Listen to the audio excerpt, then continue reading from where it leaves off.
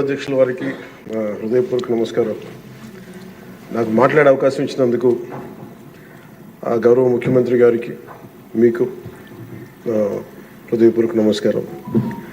నేను గవర్నర్ గారి ప్రసంగానికి మనస్ఫూర్తిగా పార్టీ తరపు నుంచి నా తరపు నుంచి మనస్ఫూర్తిగా దానికి మద్దతు తెలుపుతూ ధన్యవాదాలు తెలియజేసుకున్నాను అధ్యక్ష. ఇక్కడున్న ఎక్కువ మంది చాలా సీనియర్ నాయకులు, మోస్ట్ ఆఫ్ దెమ్. నాకు ఇలాంటి సెషన్స్ ఎలా ఉంటాయో నాకు తెలియదు. ఫస్ట్ టైం నేను అంటే గొడవ ఎలా ఉంటుంది అసెంబ్లీలో నాకు తెలియదు. నాకు చాలా ఆశ్చర్యం కలిగింది ఏంటంటే నేను ఇట్లాంటి గొడవలు టీవీల్లో గతంలో తెలంగాణ నరసింహన్ గారు గవర్నర్గా ఉన్నప్పుడు ఉమ్మడి రాష్ట్రం అప్పుడు గొడవలు చూసాను, టీవీలో చూసామని.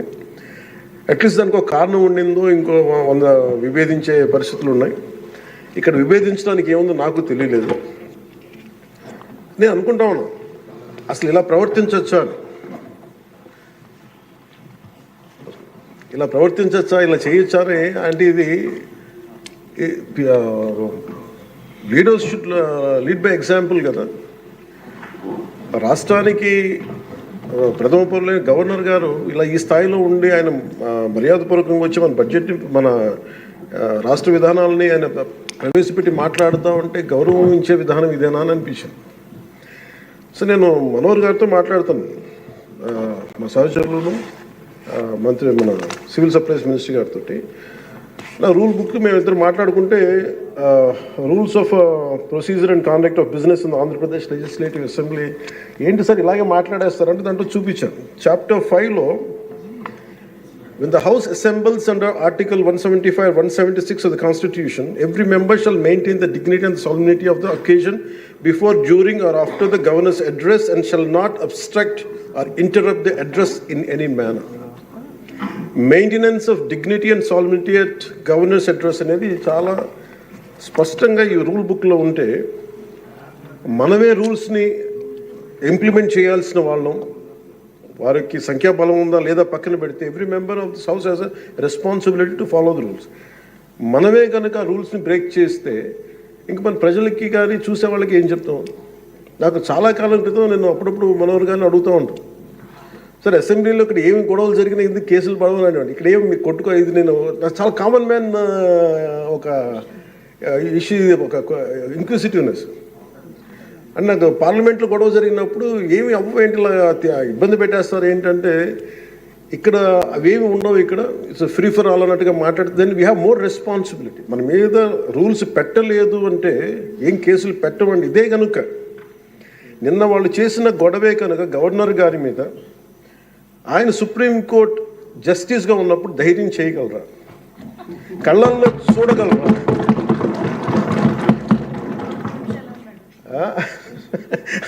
నాకు అది అనిపించింది. అంటే గౌరవించాల్సింది పోయి ఈ విధానం ఏంటనిపించింది. నిన్న టీవీ వాళ్ళని అడిగారు, మీరు వీళ్ళ వైసీపీ నాయకులు ఇలా మాట్లాడారు కదా, మీ ఇదేంటి అని. YCP synonym for ruckus. అంటే గొడవకు కానీ బూతులు కానీ వాళ్ళు పర్యాయ పదం అయిపోయారు. అంటే నిన్న చూసిన గొడవ జరిగిన తర్వాత నాకు నిజంగా అనిపించింది, గౌరవ ముఖ్యమంత్రి గారు అన్ని సంవత్సరాలు వాళ్ళు ఎలాగా వాళ్ళని తట్టుకొని నిలబడ్డారో ఆయనకి హ్యాట్స్ ఆఫ్ తెలియజేస్తారు. అది ఎంత గట్స్ ఉండాలి, ఎంత దమ్ము ఉండాలి, ఎంత ధైర్యం ఉండాలి. అలాగే నాకు నిన్న గొడవలు జరుగుతుంటే నాకు అనిపించింది, నాకు ఇవే గుర్తొచ్చినాయి అధ్యక్ష. వాళ్ళు ఎప్పుడైతే పేపర్లు విసిరేసి అక్కడ దాకా వచ్చారో నాకు గుర్తొచ్చింది వివేకానంద రెడ్డి గారి హత్య గుర్తొచ్చింది. అంటే వాళ్ళ విధ్వంస విధానం చూశారు. అలాగే ప్రజావేదికని కూల్చిన విధానాన్ని గుర్తొచ్చింది అధ్యక్ష. 200 పైచిలకు ఆలయాలని విధ్వంసం గుర్తొచ్చింది అధ్యక్ష. డాక్టర్ సుధాకర్ గారు చనిపోయిన విధానం గుర్తొచ్చింది అధ్యక్ష. జంగారెడ్డి కల్తీ సారాలో చనిపోయిన చావులు గుర్తొచ్చినాయి అధ్యక్ష.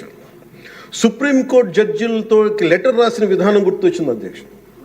వాళ్ళు చేసిన గొడవకి మన హైకోర్టు, ఆంధ్రప్రదేశ్ హైకోర్టు జడ్జెస్ని సోషల్ మీడియాలో బూతులు తిట్టిన విధానం గుర్తొచ్చింది అధ్యక్ష. సోషల్ మీడియా అబ్యూస్ గుర్తొచ్చింది అధ్యక్ష. పత్రికాధిపతులపై దాడులు గుర్తొచ్చినాయి అధ్యక్ష. రివర్స్ టెండరింగ్ గుర్తొచ్చింది అధ్యక్ష, పాలసీ టెర్రరిజం గుర్తొచ్చింది అధ్యక్ష. స్వయాన మీ మీద జరిగిన టార్చరు, దాడులు, ఇబ్బంది పెట్టిన విధానం గుర్తొచ్చింది అధ్యక్ష. మన అడవుల విధ్వంసం గుర్తొచ్చింది అధ్యక్ష. చంద్రబాబు గారిని 53 రోజులు జైల్లో పెట్టి ఇబ్బంది పెట్టిన విధానం గుర్తొచ్చింది అధ్యక్ష. అమరావతి రైతుల్ని దారుణంగా రక్తాలు చెలా కొట్టి కేసులు పెట్టింది గుర్తొచ్చింది అధ్యక్ష. తిరుపతి కల్తీ లడ్డులు గుర్తొచ్చినాయి అధ్యక్ష. అబ్యూజ్ ఆన్ విమెన్ గుర్తొచ్చింది అధ్యక్ష. మన కళ్ళ ముందు వీళ్ళు విధ్వంసం తెలియజేస్తూ ఉన్నారు. వీళ్ళు ఈ స్థాయిలో ఇక్కడ ప్రవర్తిస్తే దానికి సంబంధించి బయట ఇట్లాంటి గొడవలు జరుగుతాయి అధ్యక్ష. ఇది మారాలి అని చెప్పి మనం మాట్లాడితే ప్రజలు మనకి ఈ రోజున ఇంత అత్యధిక బలంతో మనల్ని ఇక్కడ నుంచోబెట్టారు అధ్యక్ష, ఇక్కడ కూర్చోబెట్టారు మనందరినీ. దీనికి గౌరవ ముఖ్యమంత్రి గారు ప్రదేశాలు చెప్తూ ఉంటారు. అలాగే ఇది మినిమం గవర్నమెంట్, ఇది మన నరేంద్ర మోదీ గారు చెప్తారు, గౌరవ ప్రధానమంత్రి, minimum government and maximum governance అని. దాంట్లో భాగంగానే చాలా గ్రేట్ అడ్మినిస్ట్రేటివ్ రిఫార్మ్స్ పట్టుకొచ్చారు. ఈ రోజున వాట్సాప్ గవర్నెన్స్ కూడా ముందుకు తీసుకెళ్ళడానికి ఆయన అనుభవం. అంటే మేము ఈ ప్రభుత్వం చేస్తున్నది అధ్యక్ష, ఎక్కడా కూడా ప్రభుత్వం ప్రజలకి సామరస్యపూర్వకంగా ఉండాలి, ఎక్కువ సానుకూలంగా ఉండాలి, ఎక్కువ బాధ్యతలు పెట్టాలి, ఎక్కువ బరువు పెట్టకూడదు అనే విధంగా గౌరవ ముఖ్యమంత్రి గారి ఆధ్వర్యంలో నడుస్తూ ఉంది ప్రభుత్వం. మేమందరం ఆయనకి సహాయ సహకారాలు అందిస్తూ ఉన్నాం అధ్యక్ష. Governor his excellency Abdul Nazeer గారికి రాష్ట్ర ప్రభుత్వ అధిపతిగా గవర్నర్ హోదాలో శాసనసభను ఉద్దేశించి రాష్ట్ర అభివృద్ధి భవిష్యత్ నమూనాను దిశానిర్దేశం చేసినందుకు వారికి నా హృదయపూర్వక కృతజ్ఞతలు. అలాంటి ఉన్నతమైన వ్యక్తి ఇస్తున్న సందేశాన్ని చూసి వైసీపీ వాళ్ళు బాయ్కాట్ చేయడం చాలా దురదృష్టకరం. ఇలాంటి ఆయన చూస్తూ ఉన్నాను అధ్యక్ష. ఇట్లాంటి ఇబ్బంది పెట్టే సమయంలో కూడా ఆయన ఆరోగ్యం కూడా సరిగ్గా లేదు, జ్వరం వచ్చిన సమయంలో కూడా ఆయన ఎంత ఇబ్బంది పెడుతుంటే ఆయన చాలా సక్సెస్ఫుల్గా ఆయనకి ఇచ్చినందుకు మనస్ఫూర్తిగా వారికి నా ధన్యవాదాలు, నా కృతజ్ఞతలు తెలియజేస్తాను. చట్టసభలు దేవాలయాలు లాంటివి రాజ్యాంగాన్ని పరిరక్షించేందుకు 5 కోట్ల ఆంధ్రప్రదేశ్ రాష్ట్ర ప్రజల భవిష్యత్తుని నిర్ణయించే వేదిక ఇది. అలాంటి సభను హుందాగా నడిపించాలని కూటమి ప్రభుత్వం అధికారులకు వచ్చిన రోజు నుంచి తరచుగా చెప్తూ గౌరవ ముఖ్యమంత్రి గారు పదే మా అందరికీ దిశానిర్దేశం చేస్తూ ఉంటారు. గతంలో కూడా మొదటి రోజు కూడా వారికి ఎట్లా రావాలి పెడితే లేదు మనం ఇబ్బంది పెట్టొద్దు, వాళ్ళకి 11 సీట్లు వచ్చినా కానీ పాపం వారికి ఇవ్వాల్సింది గౌరవం వాళ్ళకి ఇద్దామని చెప్పి ఏ రోజు కూడా ఇబ్బంది పెట్టి గబుక్కుని ఒక మాట అంటుంటే గౌరవ సభ్యులు కొంతమంది ఇక్కడి నుంచి అలా చెయ్యొద్దు, అలా మాట్లాడకండి అని అందరినీ చాలా సున్నితంగా మందలించారు ఆయన. ఇట్లాంటి ఉన్నప్పుడు వాళ్ళు ప్రవర్తించే విధానం చాలా బాధ అనిపించింది.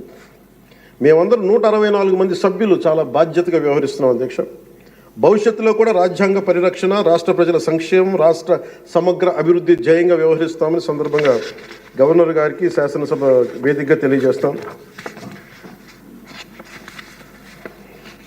నిన్న సభలో గందరగోళం సృష్టించి సభ నుండి వెళ్ళిపోయిన 11 మంది ఎమ్మెల్యేల పార్టీకి సంబంధించిన ఎమ్మెల్సీ ప్రవర్తనని ఖండిస్తూ ఇందులో ఆ తప్పు లేనప్పటికీ కూడా గవర్నర్ గారికి ప్రభుత్వం తరఫున క్షమాపణ తెలియజేస్తాను అధ్యక్ష. గౌరవ శాసనసభ స్పీకర్ శ్రీ అయ్యన్న పాత్రుడి గారికి, సభలో ఆసీనులై ఉన్న గౌరవ ముఖ్యమంత్రి శ్రీ నారా చంద్రబాబు నాయుడు గారికి, మంత్రివర్యులకు, శాసనసభ్యులకు, శాసనమండలి సభ్యులకు, అలాగే సభ నుంచి వెళ్ళిపోయిన వైసీపీ సభ్యులకు కూడా నా హృదయపూర్వక నమస్కారం. అధ్యక్ష, మేము ఆర్థిక ఇబ్బందులు పడుతున్న రాజధాని ఇచ్చి కూడా రాజధాని నిర్మించుకోలేని రాష్ట్రంలో గత ప్రభుత్వం రాజధానిపై నిర్మాణం దృష్టి పెట్టకుండా 3 ముక్కలాట ఆడింది. అభివృద్ధి కుంటుపడింది, ఆర్థిక స్థిరత్వం కోల్పోయింది. ఈ కారణంగా పెట్టుబడులు మందగించాయి, అధికార దుర్వినియోగం, క్షీణించిన శాంతి భద్రతలు, మౌలిక సదుపాయాలు, కల్పన వైఫల్యం కారణంగా రాష్ట్రం తీవ్ర సంక్షోభంలోకి వెళ్ళిపోయింది. ఇలాంటి సమయంలో గౌరవ ముఖ్యమంత్రి శ్రీ నారా చంద్రబాబు గారి నాయకత్వంలో ఆయన ఈ సవాళ్ళను అధిగమిస్తూ ప్రభుత్వాన్ని స్థాపించాం. ఇప్పుడు ఆర్థిక, సామాజిక, సాంస్కృతిక, విద్య, ఆరోగ్య, పర్యావరణ మరియు మౌలిక సదుపాయాల అభివృద్ధి లక్ష్యంగా ప్రాంతాల వారి సమగ్రమైన అభివృద్ధి ప్రణాళికతో ముందుకు వెళ్తున్నాం. ఎన్నికల ముందు పరిస్థితులు చూసాం. సాంత్వన, ఓదార్పు కావాల్సిన రాష్ట్రానికి ఈ రోజున వాళ్ళు బాధ్యత రాహిత్యం మనకి చూసాం. గత కొంతకాలంగా రాష్ట్రం ఆర్థిక సుస్థిరత కోల్పోయిన దరిమిలా తిరిగి నారా చంద్రబాబు గారి నాయకత్వంలో పునరుజ్జీవం వైపు అడుగులు వేస్తున్న కీలక సమయం అది. అదేవిధంగా ప్రభుత్వంలో పారదర్శకత, జవాబుదారీతనం తీసుకురావాలనే ఉద్దేశంతో పంచాయతీరాజ్ శాఖలో అవినీతికి ఎటువంటి తావు లేకుండా ఉద్యోగుల బదిలీల కార్యక్రమం చేపట్టడం జరిగింది అధ్యక్ష. గ్రామ పంచాయతీలో ఘనంగా జాతీయ వేడుకలు జరుపుకోవాలనే ఉద్దేశంతో స్వాతంత్ర గణతంత్ర దినోత్సవాల వేడుకలను ఖర్చులను పెంచి పంచాయతీలకు అందించడం జరిగింది. ప్రభుత్వం అధికారంలోకి వచ్చిన వెంటనే ఒకే రోజు 13,326 గ్రామ సభలు నిర్వహించి ప్రపంచ రికార్డు సాధించామన్న ఈరోజు తీసుకున్న నిర్ణయాలను చిత్తశుద్ధితో అమలు చేసేందుకు పల్లె పండుగ పేరుతో కార్యక్రమం రూపొందించి 3 నెలల కాలంలో సంక్రాంతి పండుగ నాటికి రాష్ట్ర వ్యాప్తంగా ప్రతి గ్రామంలో రోడ్లు నిర్మించే చర్యలు తీసుకున్నాం అధ్యక్ష. కేంద్ర ప్రభుత్వం గ్రామీణ అభివృద్ధి శాఖ ఆధ్వర్యంలో ప్రతిష్టాత్మకంగా నిర్వహించే మహాత్మా గాంధీ జాతీయ ఉపాధి హామీ పథకం ద్వారా విడుదలవుతున్న నిధులను పూర్తి స్థాయిలో సద్వినియోగం చేసుకుంటూ అభివృద్ధి కార్యక్రమాలకి వినియోగం చేస్తూ కేంద్ర ప్రభుత్వం చేత ప్రశంసలు అందుకుంటున్న విషయాన్ని సందర్భంగా మీకు తెలియజేస్తాం అధ్యక్ష. దాదాపు 4,500 కోట్ల వ్యయంతో 30,000 అభివృద్ధి కార్యక్రమాలను ప్రారంభించి రాష్ట్ర వ్యాప్తంగా 4,300 కిలోమీటర్ల సీసీ రోడ్లు నిర్మాణం చేపట్టడం జరిగింది అధ్యక్ష. గత ప్రభుత్వం 5 ఏళ్ల హయాంలో 1,800 కిలోమీటర్ల సీసీ రోడ్లు నిర్మాణం చేస్తే కేవలం 6 నెలల కాలంలో గౌరవ ముఖ్యమంత్రి శ్రీ నారా చంద్రబాబు గారి నాయకత్వంలో కూటమి ప్రభుత్వం 4,300 కిలోమీటర్ల నిర్మాణం చేపట్టింది. ఇప్పటికీ 3,000 కిలోమీటర్లు పూర్తి కాగా ఇంకో 1,300 కిలోమీటర్ల రోడ్ల నిర్మాణం ముగింపు దశకి చేరుకునే అధ్యక్ష. ఇవే కాకుండా పాడి రైతుల ఆదాయాన్ని పెంచేలా, పాడి పశువులకి రక్షణ కల్పించే ఉద్దేశంతో రాష్ట్ర వ్యాప్తంగా 22,500 గోకులాలని నిర్మాణం చేపట్టడం జరిగింది అధ్యక్ష. గత ప్రభుత్వం 5 ఏళ్ల కాలంలో కేవలం 268 మినీ గోకులాలు మాత్రమే నిర్మించింది అధ్యక్ష. వాళ్ళు 5 సంవత్సరాల కాలంలో వాళ్ళు నిర్మించింది 268 మినీ గోకులాలు అధ్యక్ష. ఎన్డీఏ ప్రభుత్వం నారా చంద్రబాబు గారి నాయకత్వం వచ్చింది 22,500 గోకులాల మీద నిర్మాణం చేపట్టడం జరిగింది. అలాగే పంచాయతీరాజ్ శాఖ నుంచి ప్రత్యేకించి గత ప్రభుత్వం ప్రతి శాఖలో కూడా అవినీతిని నిధుల మళ్లింపు, దుబారా ఖర్చులు, నిర్లక్ష్య ధోరణి, భవిష్యత్ అవసరాలపై దృష్టి పెట్టకపోవడం వంటి కారణాలతో రాష్ట్ర భవిష్యత్తు వెనక్కి వెళ్ళింది అధ్యక్ష. దాని మీద గవర్నర్ గారి ప్రసంగం గ్రామీణాభివృద్ధి ప్రాముఖ్యత గురించి చాలా బలంగా నొక్కి చెప్పారు. రాష్ట్ర అభివృద్ధి గ్రామాలే బలమైన పునాదికి ఈ ప్రభుత్వం నమ్మి ఆచరించి చూపిస్తుంది. గ్రామ సభల నిర్వహణ, ఉపాధి హామీ పనులు, గ్రామీణ మౌలిక వనరుల అభివృద్ధి, తాగునీటి సరఫరా, పారిశుద్ధ్య సౌకర్యాల ఒక ఉద్యమంగా పల్లి పండుగని ముందుకు తీసుకెళ్తున్నాం అధ్యక్ష.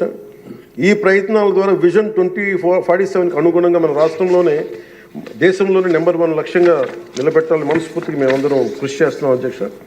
అదేవిధంగా రాష్ట్రంలో ప్రతి ఇంటికి స్వచ్ఛమైన తాగునీరు అందించేందుకు ప్రతి ఇంటికి పంప్ కనెక్షన్, నీటి కనెక్షన్ ఇవ్వాలనే ఉద్దేశంతో కేంద్ర జలశక్తి సహకారంతో ఆధ్వర్యంలో చేపట్టిన జల్ జీవన్ మిషన్ గత ప్రభుత్వం నిర్వీర్యం చేశారు. దాన్ని ఎక్కడ పైప్ లైన్లు వేస్తున్నాం, ఎందుకు వేస్తున్నాం కూడా తెలియకుండా నీటి వనరులు లేని చోట పైప్ లైన్లు వేశారు. అలా నిధులను చాలా దుర్వినియోగం జరిగింది. ఇప్పుడు దాన్ని ముందుకు తీసుకెళ్తున్నాం అధ్యక్ష. అలాగే మేము వచ్చినప్పుడు ఎన్నికల సమయంలో కుల గణన మాత్రమే కాదు, యువతలో నైపుణ్య గణన జరగాలని మేమందరం కోరుకున్నాం అధ్యక్ష, గౌరవ ముఖ్యమంత్రి గారి ఆధ్వర్యంలో. దాని ప్రకారమే విద్యాశాఖ మంత్రి, హెచ్ఆర్డి మినిస్టర్ శ్రీ గౌరవ మంత్రివర్యులు శ్రీ నారా లోకేష్ గారి ఆధ్వర్యంలో ఈ రోజున ఇక్కడ మనకి మంగళగిరిలో దాన్ని పైలట్ ప్రాజెక్టుగా ఈ స్కిల్ డెవలప్మెంట్కి సంబంధించిన సెన్సస్ జరుగుతూ ఉంది అధ్యక్ష. మనస్ఫూర్తిగా వారికి నా ధన్యవాదాలు కృతజ్ఞతలు తెలియజేస్తాను అధ్యక్ష. అలాగే ఆయన నాయకత్వంలో వీసీల నియామకం 10 మెరిట్ ఓరియంటెడ్, బీసీలని కాదు అన్ని కులాలకి న్యాయం జరిగేలాగా దాదాపు 10 మంది మెరిట్ ఓరియంటెడ్ వీసీలు నియమించింది. మనస్ఫూర్తిగా వారికి నా అభినందనలు తెలియజేస్తాను అధ్యక్ష. అదేవిధంగా సామాన్యులకి వైద్య ఖర్చులు భారం కాకూడదనే ఉద్దేశంతో ఎన్నికలు ఇచ్చిన హామీ ప్రకారం 25 లక్షలు, 2.5 లక్షల నుంచి 25 లక్షల ఆరోగ్య బీమా అందించే లక్ష్యంతో ప్రణాళిక సిద్ధం చేస్తున్నందుకు మనస్ఫూర్తిగా ముఖ్యమంత్రి గారికి నా ధన్యవాదాలు తెలియజేస్తాను. ఇందులో భాగంగా గత ప్రభుత్వం 1,000 రూపాయలు పెన్షన్ పెంచడానికి 5 ఏళ్ల సమయం తీసుకుంటే కూటమి ప్రభుత్వం అధికారంలో వచ్చిన నెల రోజుల్లోనే